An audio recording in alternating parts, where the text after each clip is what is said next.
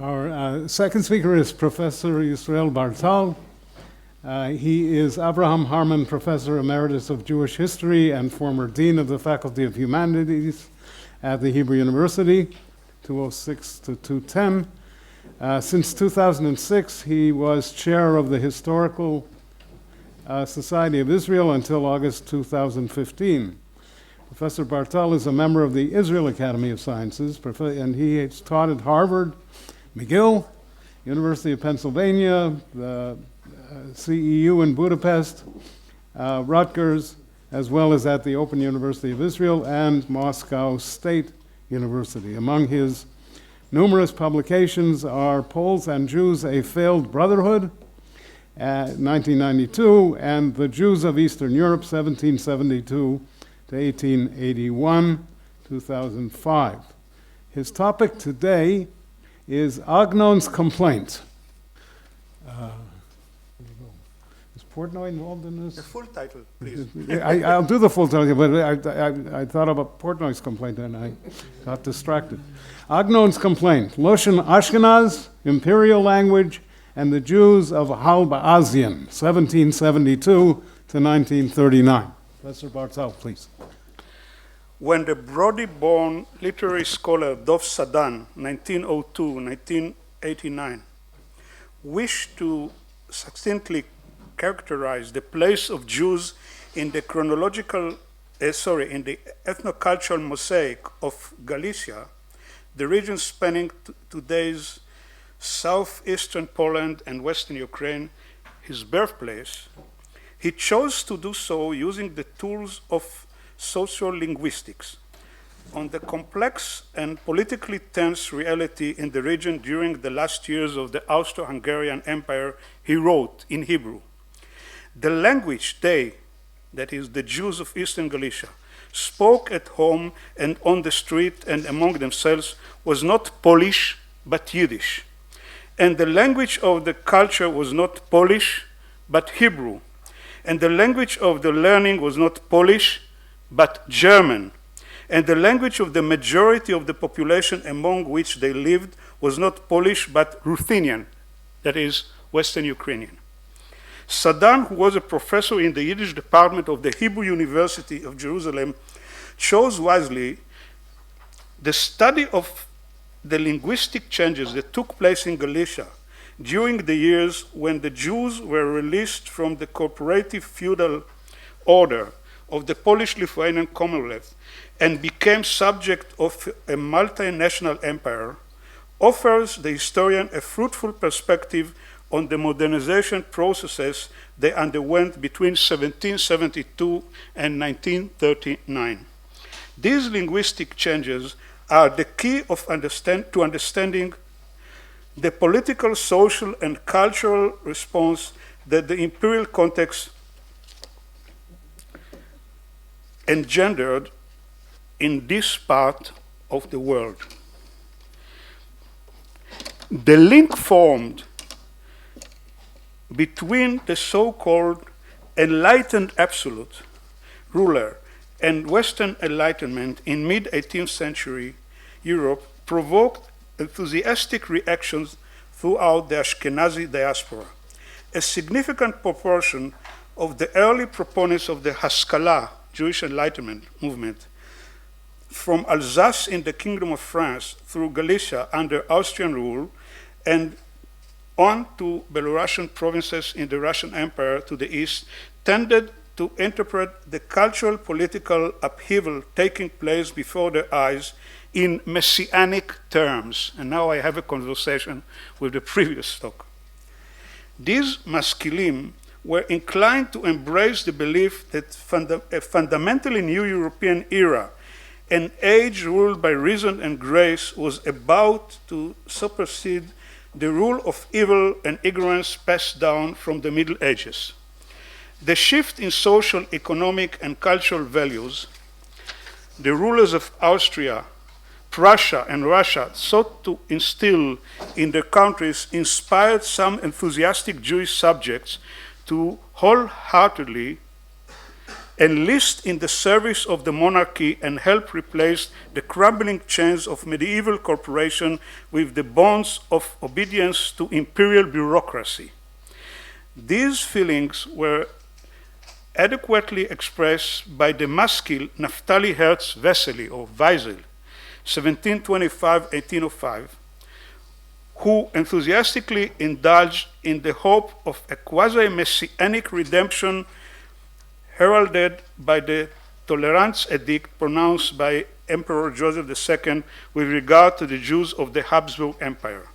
In the poem he wrote in biblical Hebrew and which was published in the HaMe'asef journal in 1782, Vesely praised the Austrian ruler's reforms and called for his fellow Jews to free themselves from the subjugation of the Yiddish-speaking semi-autonomous community and devote themselves to the imperial regime, which would entail switching to the official tongue of the state. Even devout scholars of the Haskalah mostly refrain from mentioning this poem nowadays. A far more well-known poem is Hakitza Ami, which has been considered a kind of manifesto of the Haskalah movement for over 150 years. I myself had to study it over 60 years ago as part of the Hebrew literature curriculum in my Israeli high school, in Givatayim, by the way, for the Israelis. In 1866, more than 80 years after Vesely's ode graced on the pages of the HaMe'asef in Königsberg, another major journal of the Haskalah movement, HaKarmel, printed a similar Hebrew poem by Yehuda Leib Gordon, 1830-1892, praising the reforms put in place by Tsar Alexander II of Russia in the years 1856-1863. Gordon repeated with biblical flourishes similar to those employed by Vesely.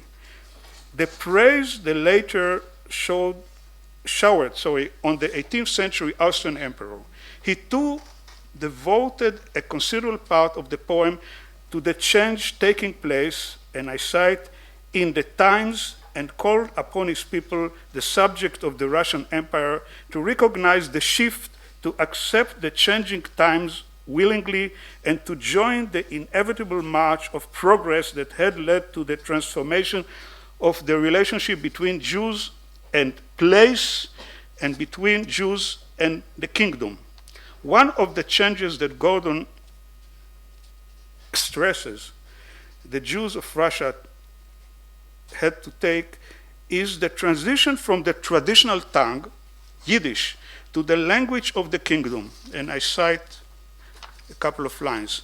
The land where we live and are born is not thought to be part of Europe. Europe, the smallest of continents, but the mightiest of all in wisdom and knowledge. So raise your head high, stand up straight, look at them with loving eyes, open your hearts to wisdom and reason, become an enlightened nation, speaking their tongue.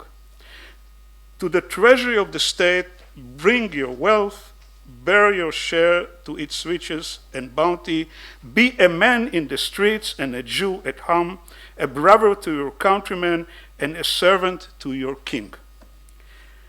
It was no coincidence that these political poems, written over 80 years apart in archaic Hebrew, in the two multinational empires in the eastern part of continental Europe, where most of the world's Jewry in the 19th century resided, were published in journals. Back then, printed periodicals served as an innovative new medium for readers in the Ashkenazi diaspora themselves, clear manifestations of a shift in the perception of time and the connection between time and place. These pro-imperial poetical manifestos were, in my opinion, permeated with secular messianism, responding to the non-precedented link formed during the 18th century between the centralizing empire and European Enlightenment. they sent a redemptive message to the world's largest Jewish diaspora, oscillating between the new hope of political redemption and the crisis of loss and oblivion of the past. The Ashkenazi diaspora, stretching from the communities of Alsace and Holland in the west to those of Lithuania and Ukraine in the east up until the 20th century, spoke, read, and wrote in two languages, the Holy Tongue, Hebrew Aramaic, and the language of Ashkenaz. This bilingualism developed over hundreds of years, shaped by historical, geographical, and demographic factors, and influenced by social, class, and gender aspects. Lushn Ashkenaz, and I use the Galician dialect deliberately, not Lushn Ashkenaz, na Litvakes, as we say, Lushn Ashkenaz, or Lamed Aleph for short, otherwise known as Yiddish or Jewish or Deutsch, German, was the daily language of communication between men, women, and children, but was also the language of literary composition used to produce poetry and prose. This cultural linguistic system existed in multi-generation contact with two much larger linguistic systems which were related to it, influenced it, and were influenced by it, albeit to a lesser extent: the Germanic language system and the Slavic language system. The development of the correlation between the Yiddish language in its various dialects and the German language over the course of the last few centuries is an important chapter in the history of European Jewish culture. It is also a linguistic cultural issue that has not yet been fully explored in the context of the development of the new Israeli culture. German, in its various dialects, was the language of the non-Jewish environment in a significant part of the Western Ashkenazi diaspora, and often served simultaneously as the language of the state. As a result, its influence on Yiddish in Western and Central Europe lasted longer than in the eastern factions of Ashkenazi Jewry. An exception to this rule was the Jewish population of southwestern Ukraine. In this region, German served as the state language, alongside Polish, from the end of the 18th century and up until the end of World War I. In the provinces of Galicia, an administrative unit born with the annexation of large areas from the Kingdom of Poland by the Kingdom of Austria in the summer of 1772, a bilingual Jewish reality similar to that found in other areas of the Eastern European Ashkenazi diaspora prevailed.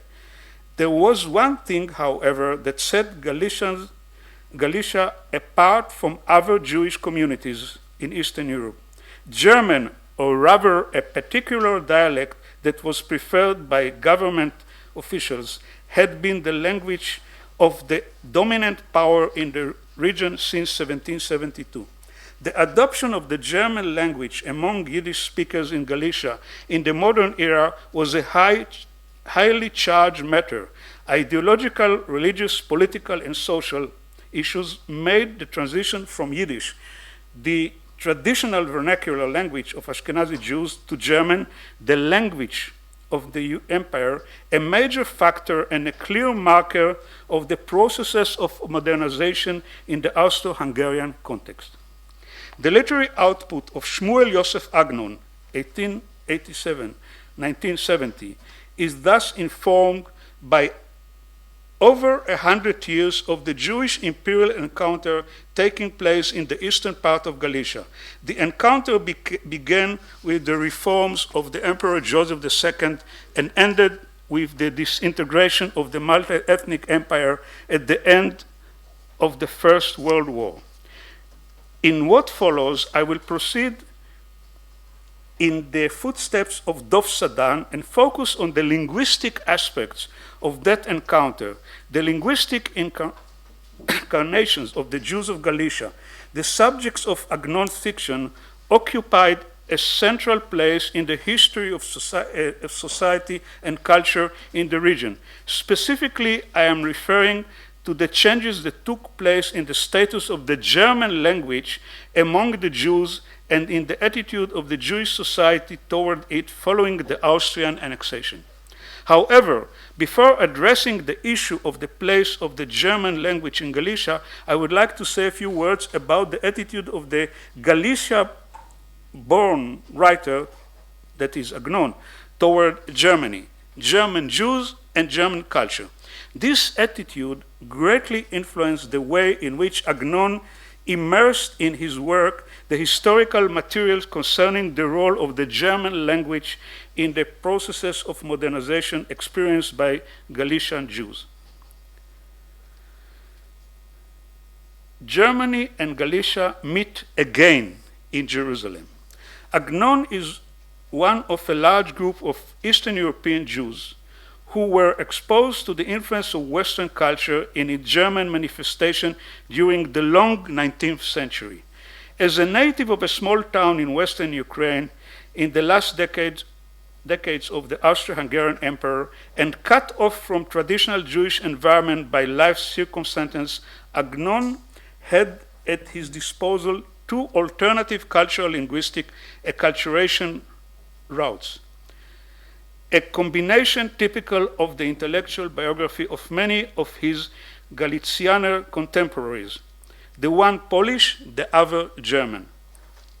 The influence of the German language on his overall oeuvre is far greater than that of Polish, even though the Polish history, color, and language that permeated his childhood and adolescent environment also play a significant role in his writings. His youth was spent devouring European literature translated into German. Later, he would even attempt to write in this language himself. Several years after immigrating to Ottoman Palestine, Agnon returned to Europe, traveled to Germany, and lived there for a significant period.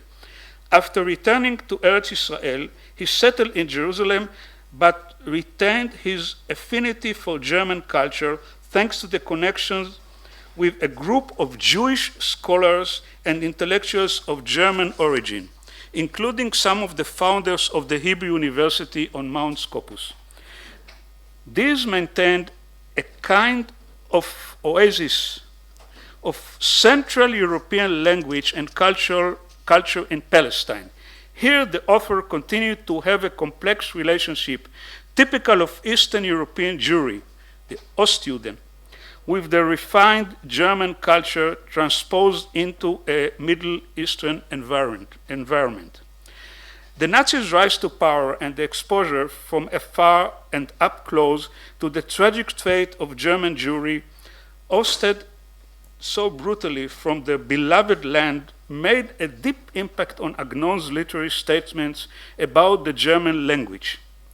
In the novel Shira, which contains autobiographical elements of Agnon's life in Jerusalem during the 1930s and 40s, a discerning reader will find explicit expression of the highly significant and multifaceted role that German heritage played in his life in pre-World War I Austrian Galicia, in interwar Germany, and in mandatory Palestine.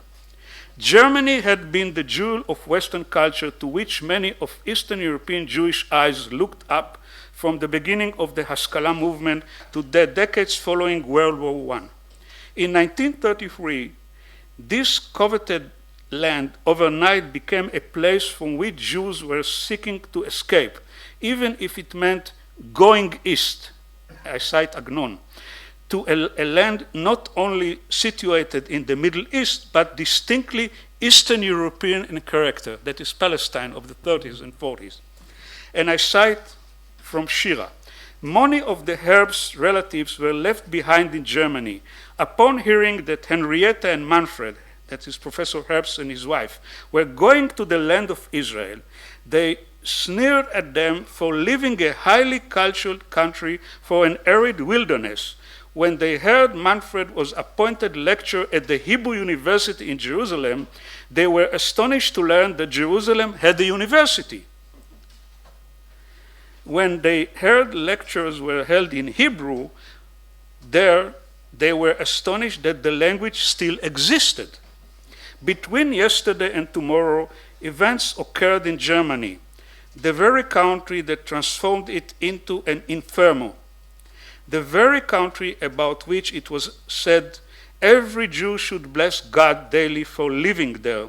Now they wandered from land to land. End of quote. The unbridgeable gap that the majority of the Jews of the Weimar Republic until 1933 saw between high German culture and the inferior culture of Palestine is presented in Agnon's use of irony from a kind of a double Orientalist point of view. It both contained a contempt for the Orient and also to the way of life of the backward brothers from Eastern Europe in Palestine. In the novel Shira, an old Jew, and I cite, from the province of Posen, mocks the family members who immigrated to the land of Israel to gain the position of a lecturer at the Hebrew University by comparing the Jerusalem University to a Polish Jewish cheder, traditional classroom.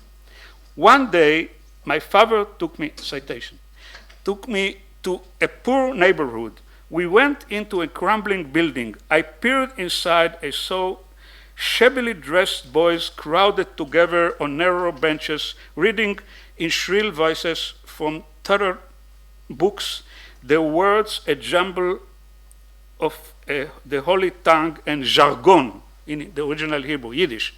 A skinny man stood over them, wielding a cane and a strap, groaning, grunting, and spitting. What is the point of this tale? I don't suppose the university in Jerusalem is exactly like the school my father threatened me with in my childhood, but most likely it is similar. Otherwise, why would the Zionists want to create a Hebrew university in Jerusalem when they send their children to universities in Germany? What role is there for Hebrew in our time, our forefathers having renounced it? And what to do the Jews of Germany need with Jerusalem?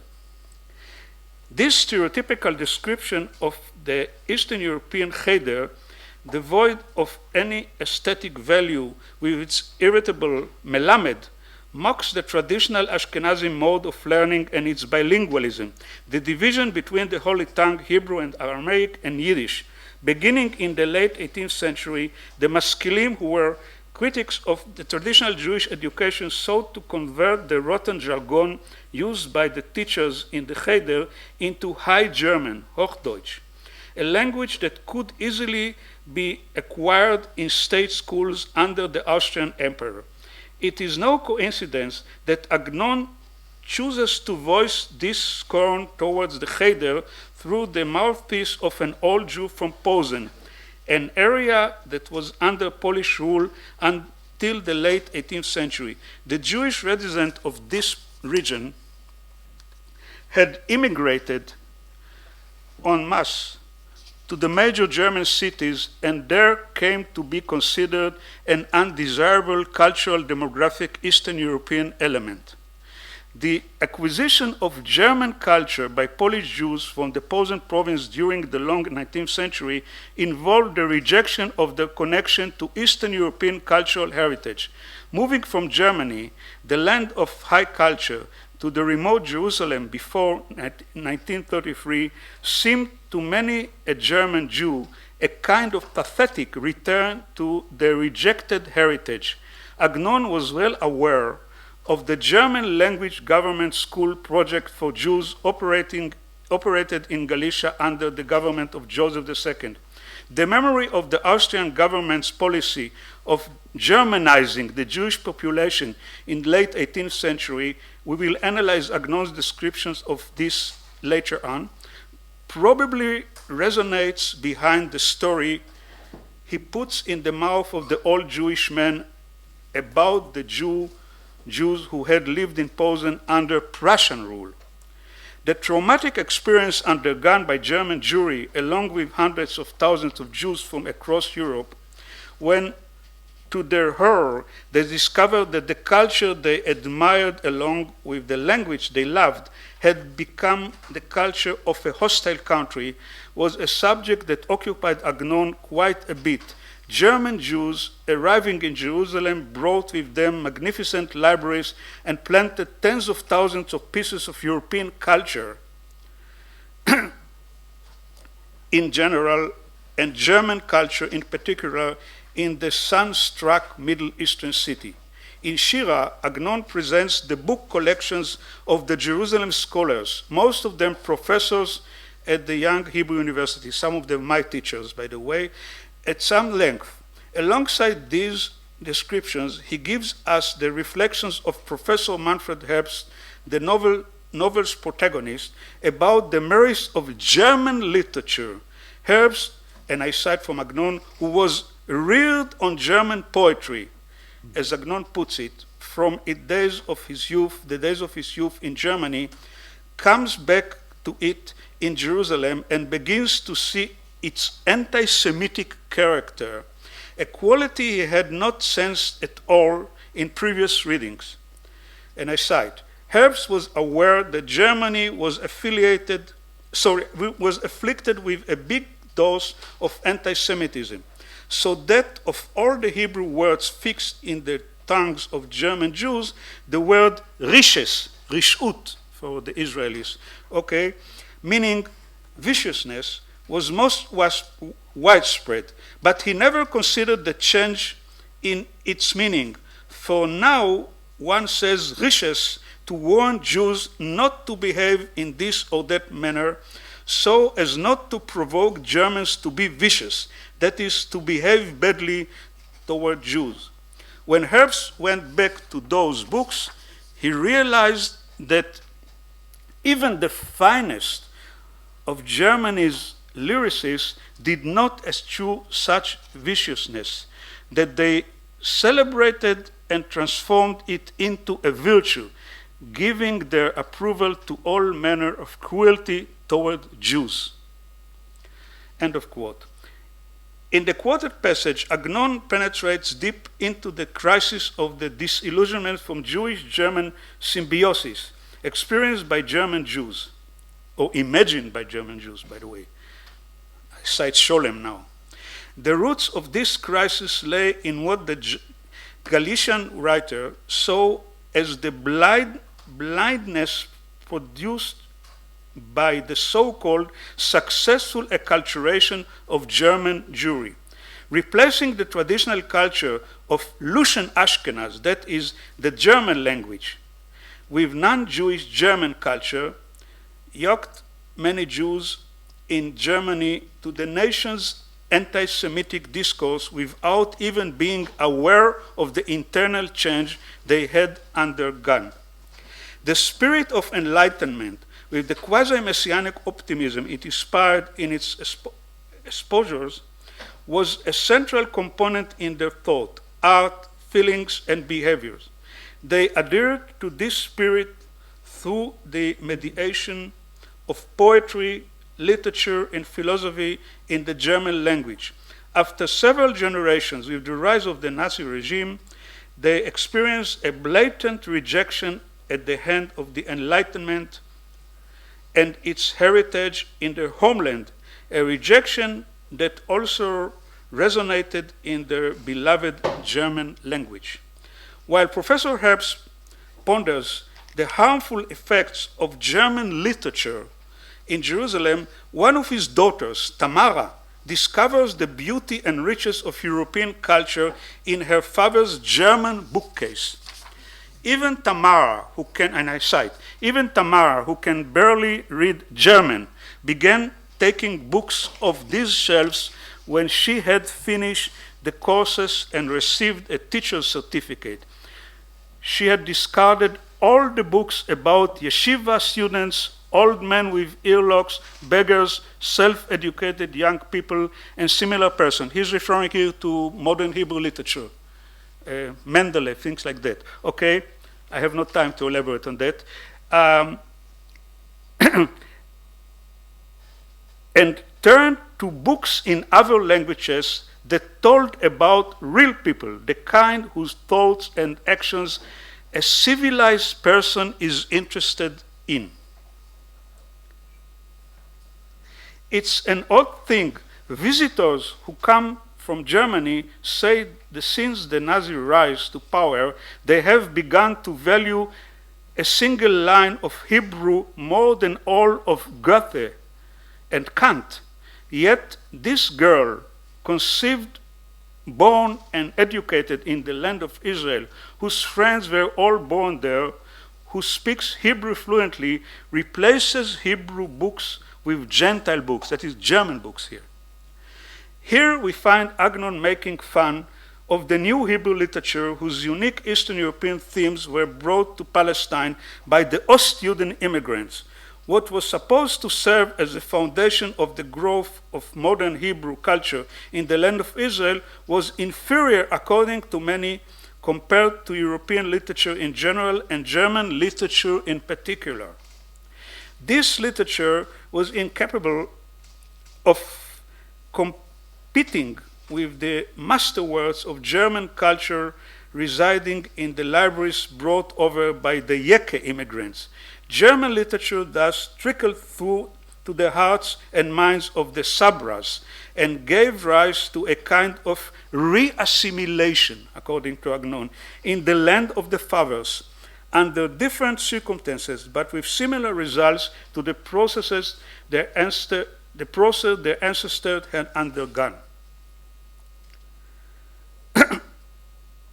In Germany, with a great twinkle of irony, Agnon remarks that in Eretz Israel, it is the Ostjuden, descendants of the Galicianer Hasidim, who seem to be immune to cultural assimilation in its Zionist incarnation, for they are lucky enough to never have learned anything of European culture in Galicia.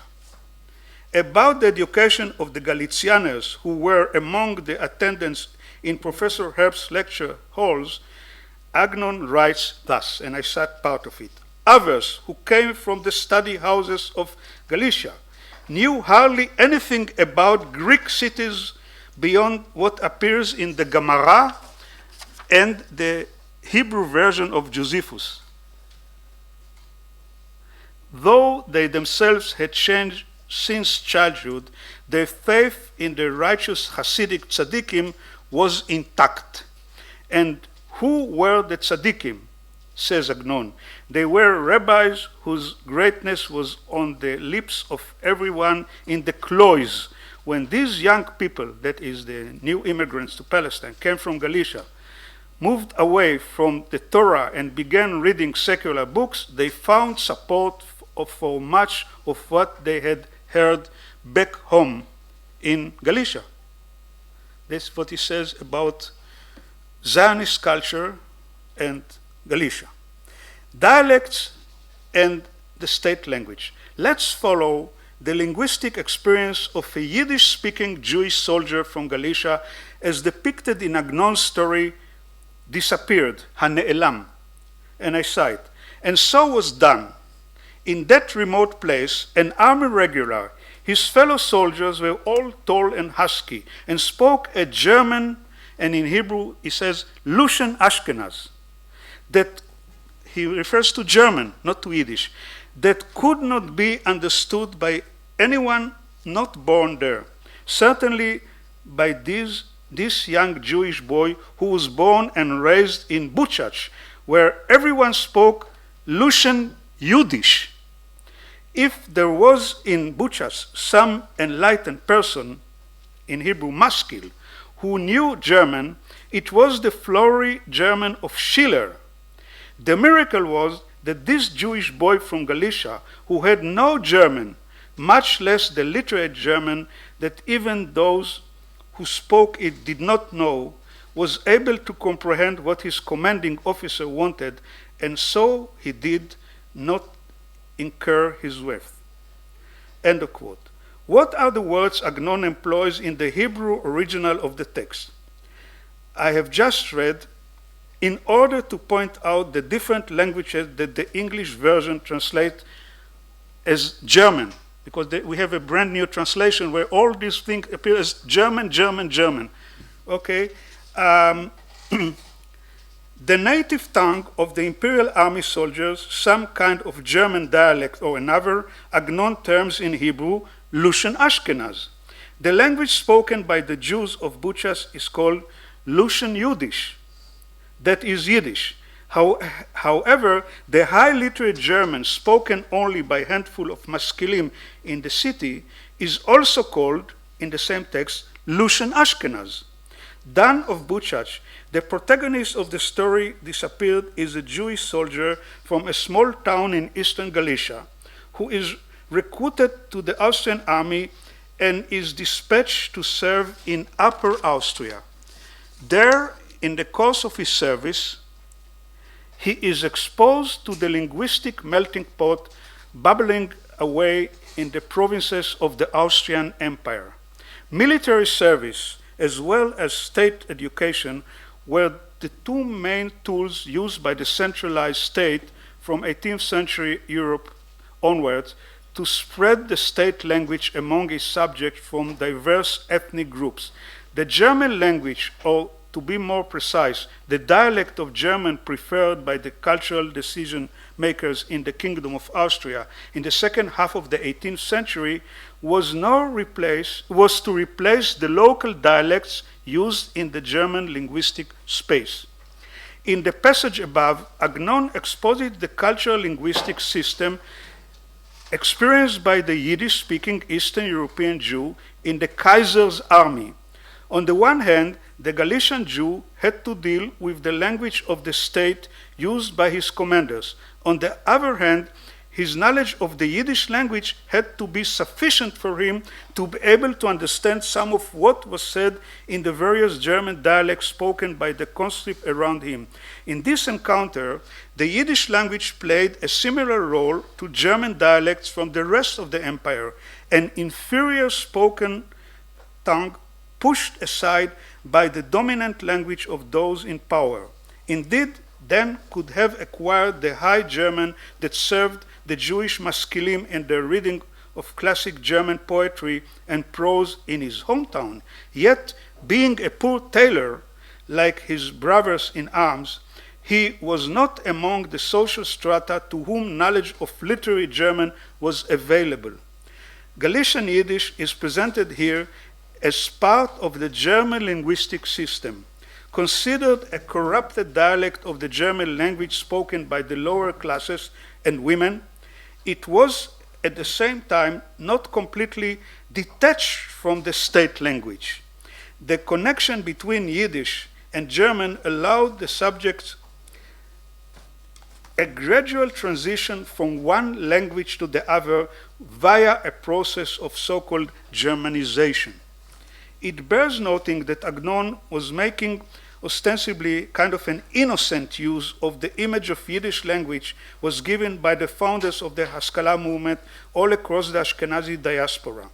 To their mind, the best way to return the Jews of Eastern Europe to the pure source of the spoken tongue was to substitute the Hebrew and Slavic elements in which Yiddish abounds with their Hochdeutsch counterparts.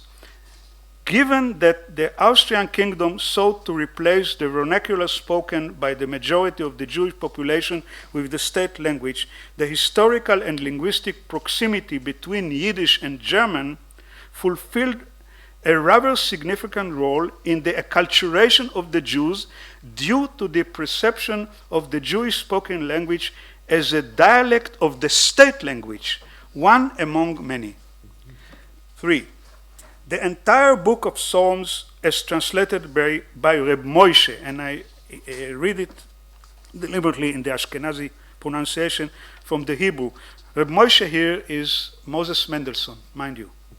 In the story, two scholars who were in our town, Shnei Talmidei Chachamim Shayu Be'irenu, Agnon stages a confrontation between the status accorded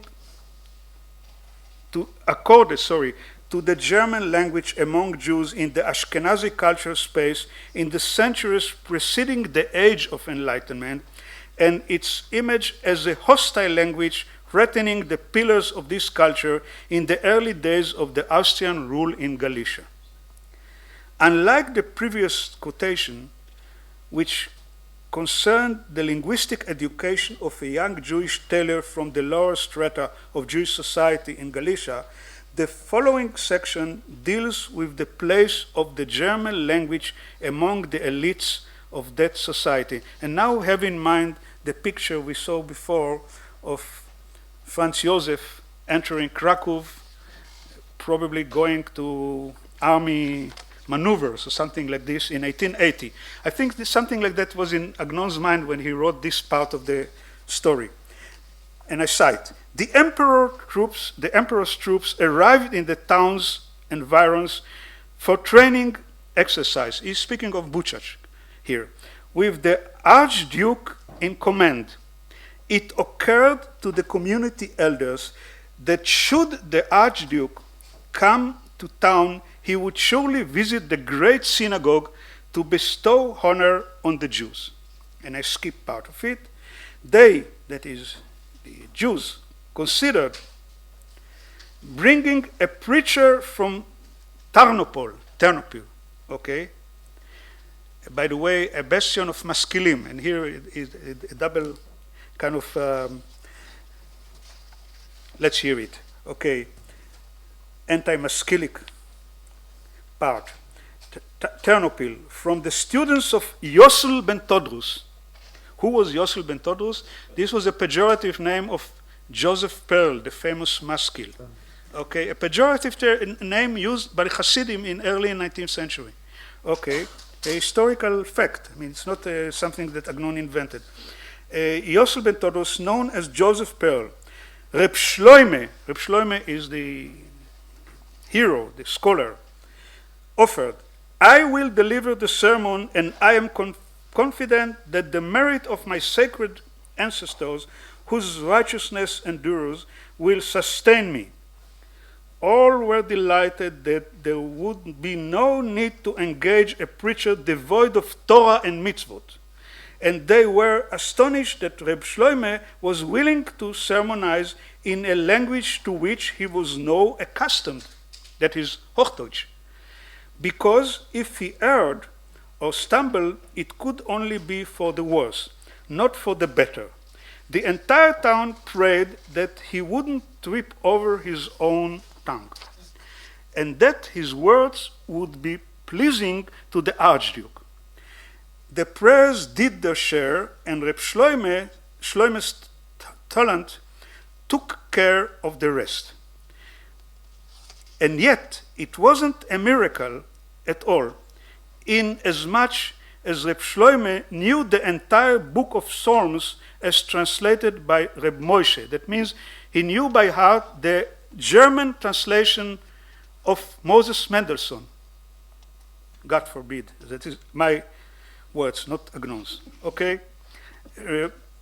He knew it by heart, and also most of the piyutim that Reb Wolf Heidenheim, Revu, had translated. And some things, after all, he learned from his wife, who was fluent in German. In the Hebrew original, Lushn ashkenaz. Here it's not Yiddish, again, it's German. Okay? This sermon brought him fame throughout the land. Reb Shloime, however, tried to downplay it so that it shouldn't be said that he gained acclaim by means of the German language. Here again, Lushn ashkenaz in the Hebrew. And so as not to create an opening for the new maskilim to try and curry favor with him. End of quote. Reb Shloime, in this story, represent a whole generation of Talmudic scholars who carried the pan-Ashkenazi culture of the early modern period well into the first half of the 19th century. These were rabbis and students of halacha who formed a continental cultural network stretching from Amsterdam and Metz in Western Europe to Vilnius, Lublin, and Lviv at the east.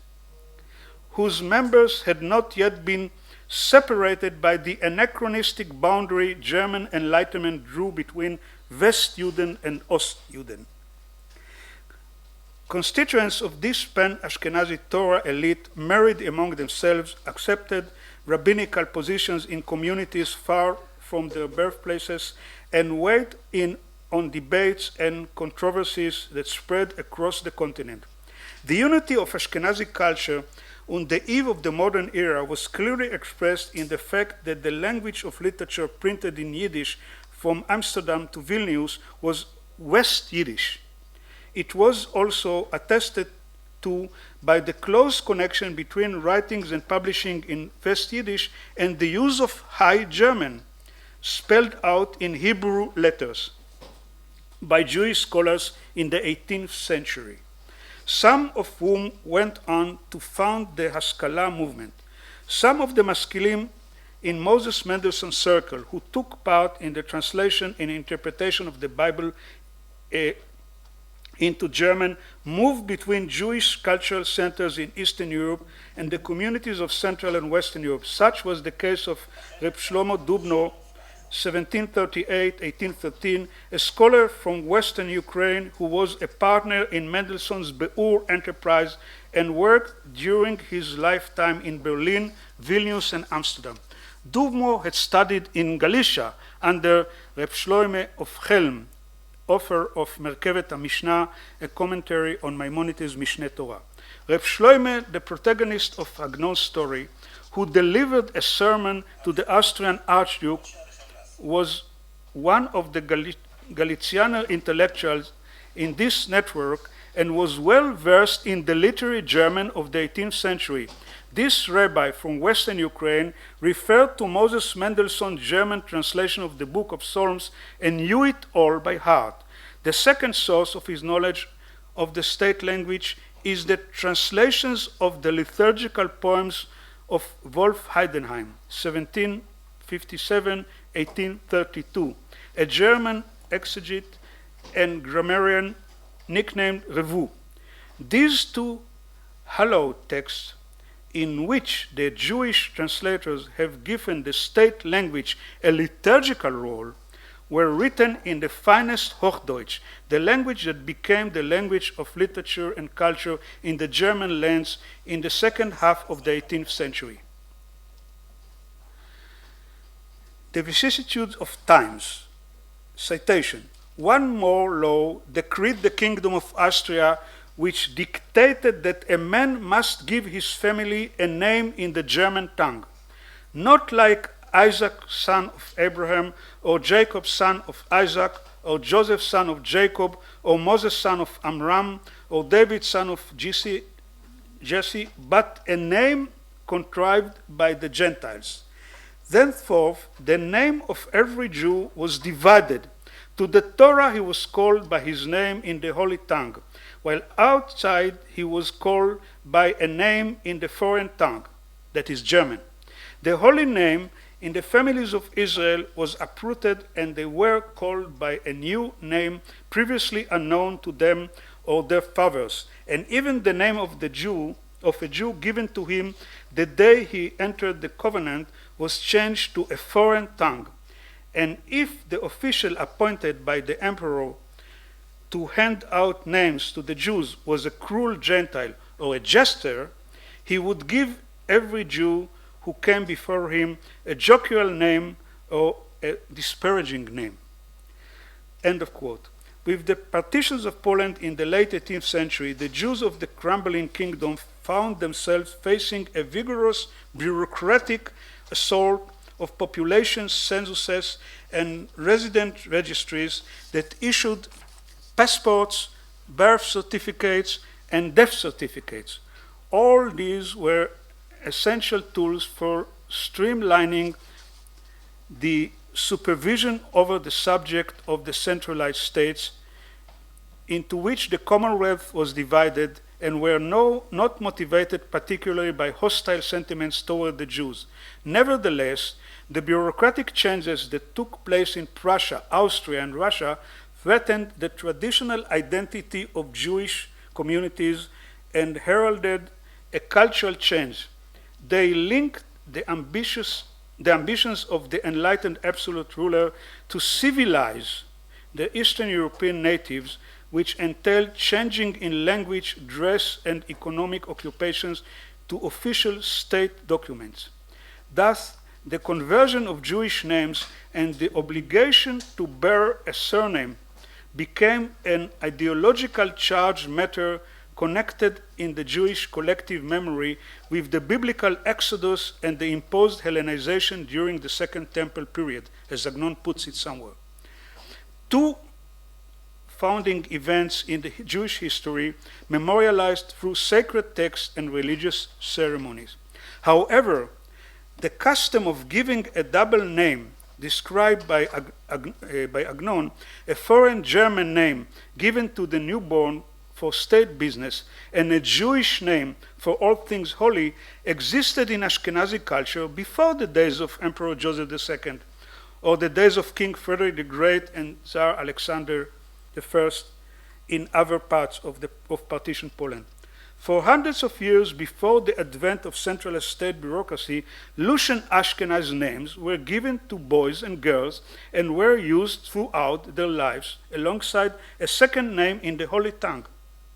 In the Ashkenazi diaspora, a special ceremony was conducted in which the Yiddish name was given to the newborn. It was called in French, Hol la crèche, raise the crib in French, during which the child was given their common name a few days after the Brit Milah. A similar ceremony was conducted for girls.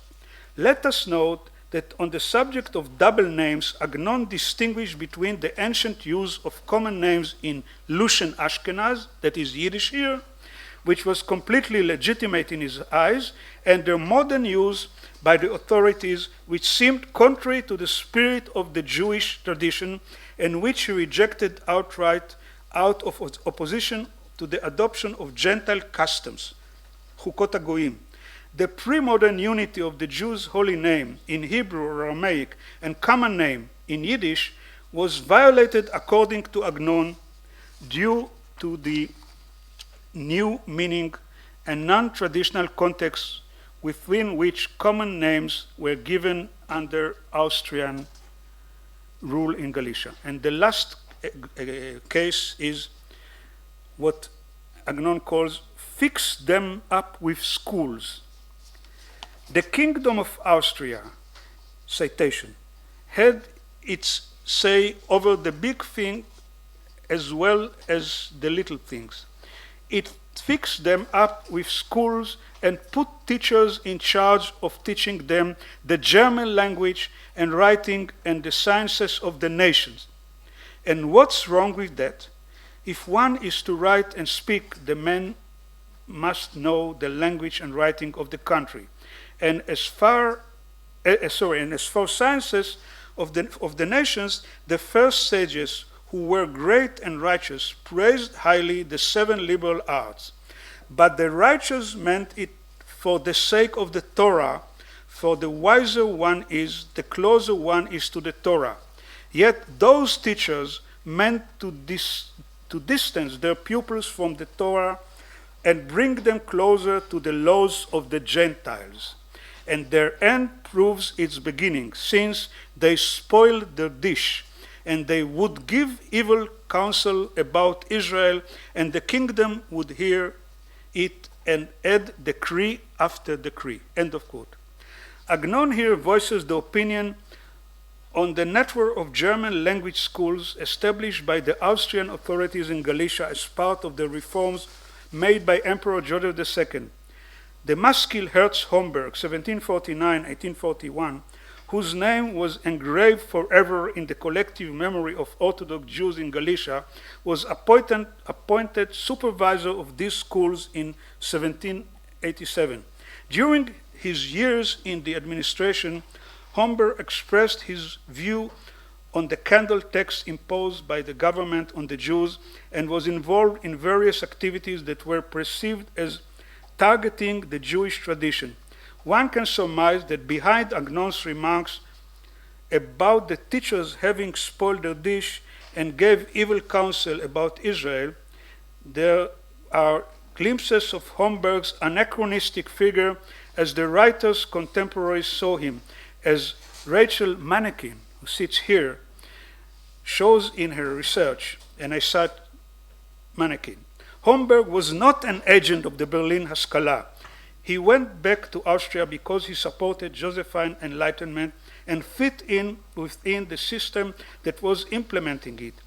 That system, religious at its core, pursued a policy of relative tolerance, made education mandatory for all, advocated state rule over the church, and worked to create some uniformity in the multinational and religious empire by emphasizing the idea of state and patriotism, end of quote. According to Mannequin, Homburg was no radical maskil. She demonstrates most convincingly that the negative and much maligned figure familiar to us today from later research and popular literature comes to us largely from the work of the Viennese historian Gershon Wolf. It is no wonder that Agnon took on the matter of the schools founded by the monarchy for the Jews of Galicia in his literary exploits. Ostensibly, the story, the vicissitudes of time, tahapuchot hazman in Hebrew, presents us with a position that was supposedly prevalent in the area when these government schools operated under the supervision of Herz Homburg.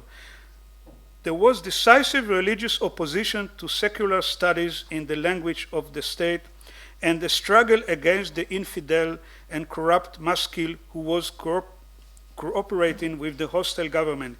It is easy for Agnon's readers to get caught up in the illusion that the author is presenting them with an authentic position, a kind of voice of the masses emerging from my breast that faithfully represents the spirit of the people. In fact, we have before us one of the many instances in which Agnon makes anachronistic use of contemporary research and popular literature, works written and published from the end of the 19th century onward. This literature established with almost miraculous consensus among sworn Orthodox, ardent nationalists, and zealous socialists the dichotomy that still inhabits Jewish and Israeli political cultural discourse between secular studies in the state language and sacred studies in traditional language. Thus, Agnon's message, which would resonate for generations and belie the complexity of the cultural processes that actually took place, implies the Galician maskilim, including Joseph Pearl, were far more radical in their views and the rejection of traditional values than what we know from the sources. Here again, we see the distinction already encountered in Agnon's writings between the legitimacy of studying the language of the state and secular subject in the eyes of the first generation of 18th century maskilim and the illegitimacy of the acquisition of German language and the sciences of the nations, such as mathematics, history, geography, in the eyes of the Orthodox guards of the 19th and 20th century. Conclusion: the double face of Lushn Ashkenaz. As I've shown here, Shai Agnon's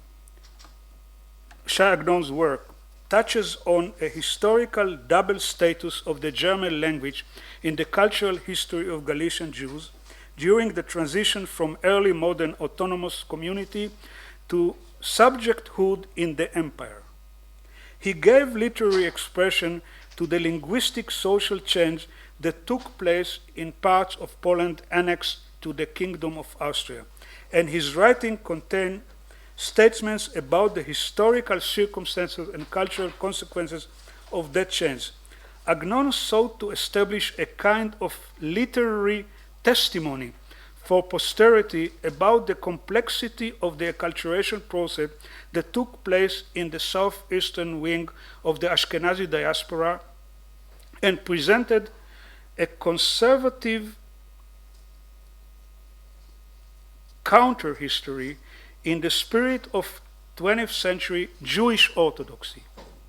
His interpretation of what happened differs widely from that suggested by historians who continued to use the Haskalah narrative with which they identified. According to Agnon, on the one hand, there was no opposition in Ashkenazi society to the use of the German language as long as it did not become a political cultural instrument in the hands of the authorities. This is why it could be considered Lushn ashkenaz in Jewish society until the 19th century, as a pan-European Jewish language that united European communities in the early modern period, during which the boundaries between German and Yiddish were mostly fairly fluid. On the other hand, under the Austrian rule in Galicia, Jewish society began to perceive German as the language of the Gentiles, a language that grew even more dangerous in modern times due to the significant role it played in what appeared to be the decimation of the world of tradition. Agnon's writings reveal a significant historical cultural phenomenon.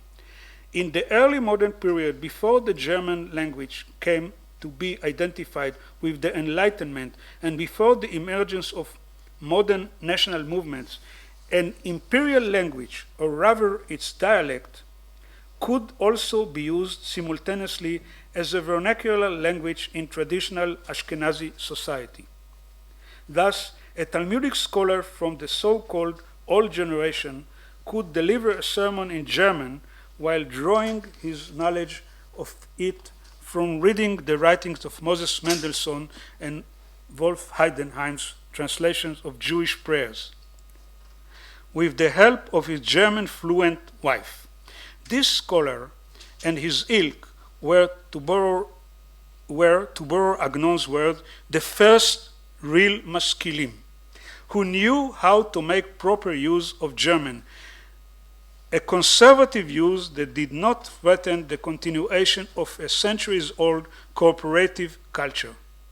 Whereas the generation following the partition of Poland from 1772 to 1795, the so-called new maskilim by Agnon, misused the language of the state.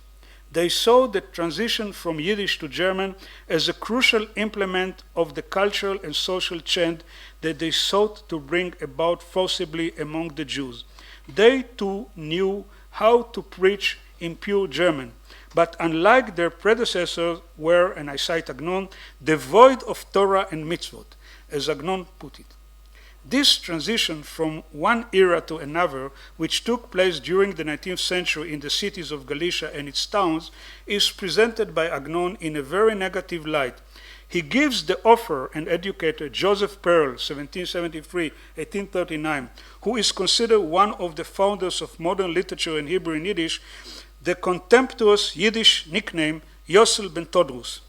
This great Haskalah author, who founded a modern school in his hometown, Ternopil, was, according to Agnon, an archetypical agent of secularization and assimilation in a foreign culture, a culture whose language, German, was threatening the values of traditional society and undermining the socio-linguistic basis, the diglossia of Holy Tongue and Yiddish, enabling its existence, which had gone on undisturbed for generations. Thank you.